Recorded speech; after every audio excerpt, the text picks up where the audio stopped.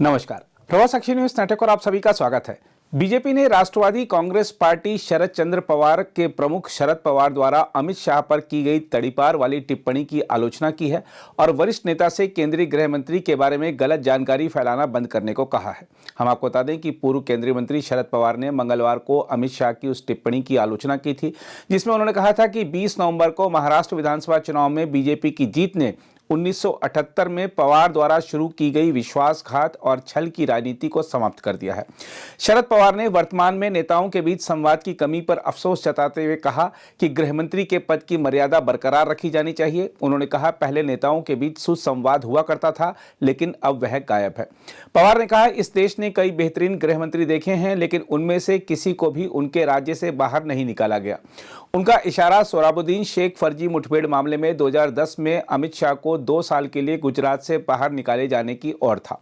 हालांकि 2014 में अमित शाह को सभी आरोपों से बरी कर दिया गया था। इस बीच शरद पवार पर पलटवार करते हुए बीजेपी के राष्ट्रीय महासचिव विनोद तावड़े ने कहा है कि शरद पवार ने अमित शाह को तड़ीपार गृह मंत्री कहा है। क्या आप जानते हैं कि उन्हें राज्य से क्यों बाहर किया गया था?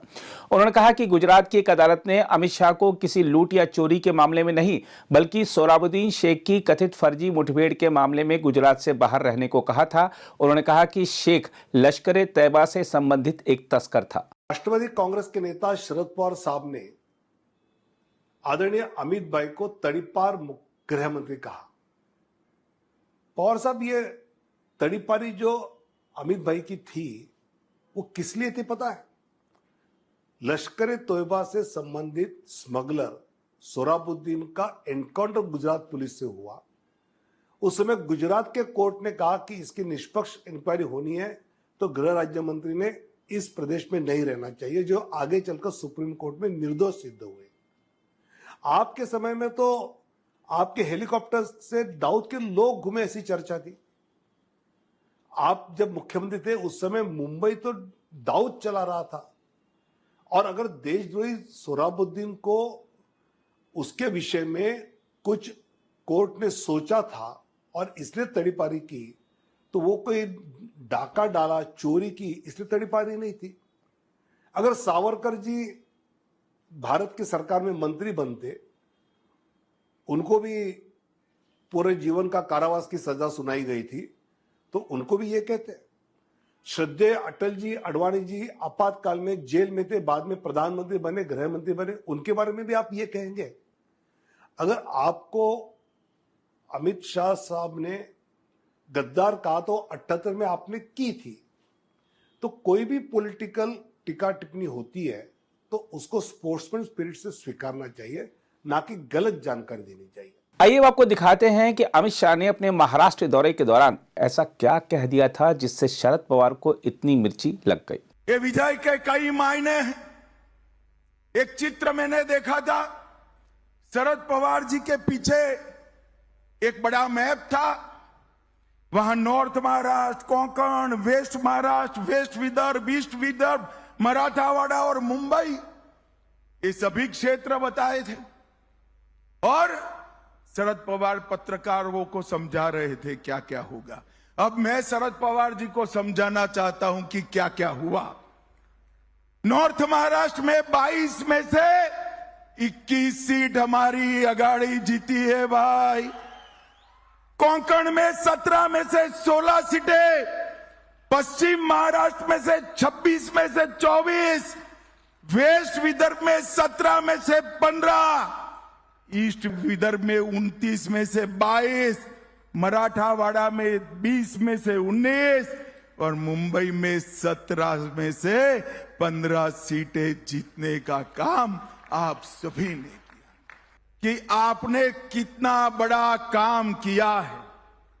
आपको लगता है देवेंद्र फडणवीस फिर से मुख्यमंत्री बन गए? इतनी बड़ी मात्रा में हमारे कार्यकर्ता विधायक बन गए, मंत्री बन गए। हमारे साथी शिवसेना, एनसीपी, सच्ची शिवसेना और सच्ची एनसीपी को भी विजय प्राप्त हुई, परंतु महाराष्ट्र के विजय के कई मायने। महाराष्ट्र की विजय ने 1978 से शरद पवार जी ने जो दगा फटका की राजनीति शुरू की थी, उसको 20 फुट जमीन में दफनाने का काम आप लोगों ने किया। उद्धव ठाकरे जी ने हमारे साथ जो द्रोह किया था, 2019 को विचारधारा छोड़ी थी और बाला साहब ठाकरे के सिद्धांतों को छोड़ा था, झूठ फरेब कर कर मुख्यमंत्री बने थे, वो उद्धव ठाकरे जी को आपने उनकी जगह बताने का काम किया है। हमेशा के लिए 78 से लेकर 24 तक महाराष्ट्र अस्थिरता का शिकार रहा। वो अस्थिरता की राजनीति को समाप्त कर कर एक स्थिर रास्ते पर चलने का काम ये मजबूत देवेंद्र फडणवीस सरकार देकर आपने किया है।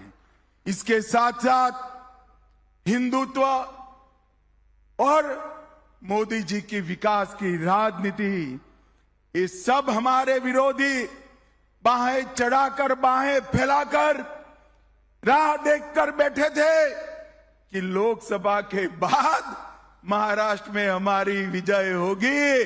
उनको इस स्वप्नों को चकनाचूर करने का काम आप सभी ने किया है। अगर आप भी लेना चाहते हैं देश दुनिया की तमाम जानकारी तो आज ही सब्सक्राइब करें हमारे चैनल को। साथ ही नीचे दिए बेल आइकन को जरूर दबाएं ताकि हर अपडेट आप तक पहुंच सके।